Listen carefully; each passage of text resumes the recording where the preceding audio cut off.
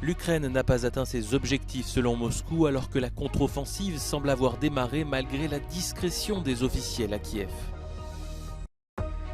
4 jours après l'explosion du barrage de Kakhovka en Ukraine, le niveau de l'eau commence à baisser alors que la guerre se poursuit.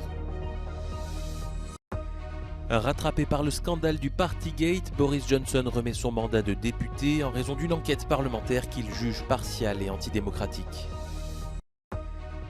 Donald Trump devra répondre de 37 chefs d'accusation pour avoir gardé en sa possession des documents dont beaucoup de dossiers classés confidentiels.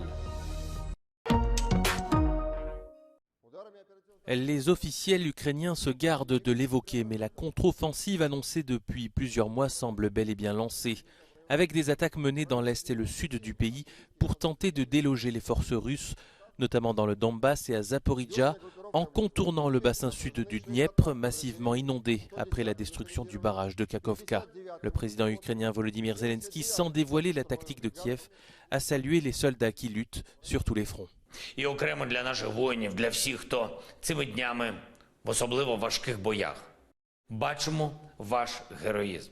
І ми вдячні вам за кожну хвилину вашого життя, життя, яке дійсно є життям України. Vladimir Poutine a estimé ce vendredi que la contre-offensive avait commencé. Selon lui, les troupes ukrainiennes n'ont à ce stade pas atteint leurs objectifs sur les différents champs de bataille.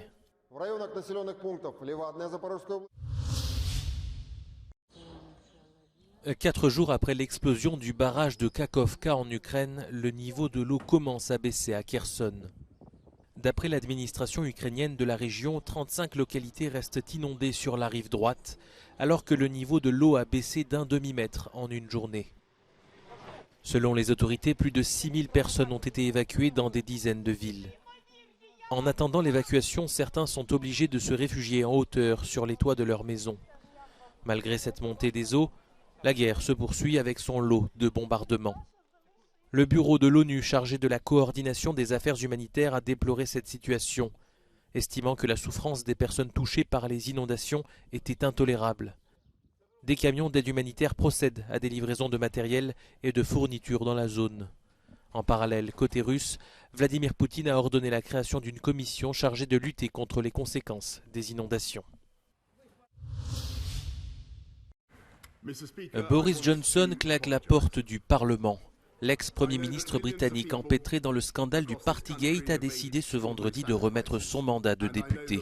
En cause, une enquête parlementaire sur les fêtes tenues à Downing Street en violation des restrictions sanitaires alors qu'il dirigeait le pays.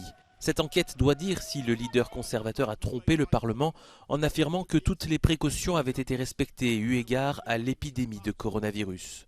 Boris Johnson a vivement critiqué la commission chargée de l'enquête qui a produit un rapport, selon lui, truffé d'inexactitudes, avec pour but de le contraindre de partir de manière antidémocratique, selon ses termes. Sa démission à effet immédiat déclenche une élection partielle, véritable test électoral pour l'actuel Premier ministre Rishi Sunak, au moment où son parti conservateur est au plus bas dans les sondages. Boris Johnson, personnalité charismatique de sa famille politique, n'a d'ailleurs pas manqué d'étriller le gouvernement, mettant en avant les divisions au sein du parti.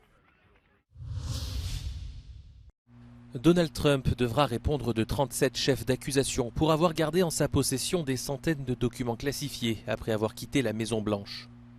L'ex-président américain est notamment poursuivi pour rétention illégale d'informations portant sur la sécurité nationale, entrave à la justice et faux témoignages. Les autorités américaines ont trouvé des milliers de fichiers dans sa résidence de Mar-a-Lago en Floride, comme le montrent ses photographies. D'après le procureur spécial chargé de l'enquête, Donald Trump a mis le pays en danger car des informations sensibles sur la défense nationale ou encore certains programmes nucléaires figuraient parmi ces dossiers. We have one set of laws in this country and they apply to everyone. Applying those laws, collecting facts, that's what determines the outcome of an investigation. Nothing more and nothing less. Donald Trump, premier ancien président américain inculpé par la justice fédérale, nie tout acte répréhensible et se dit victime de persécutions politiques.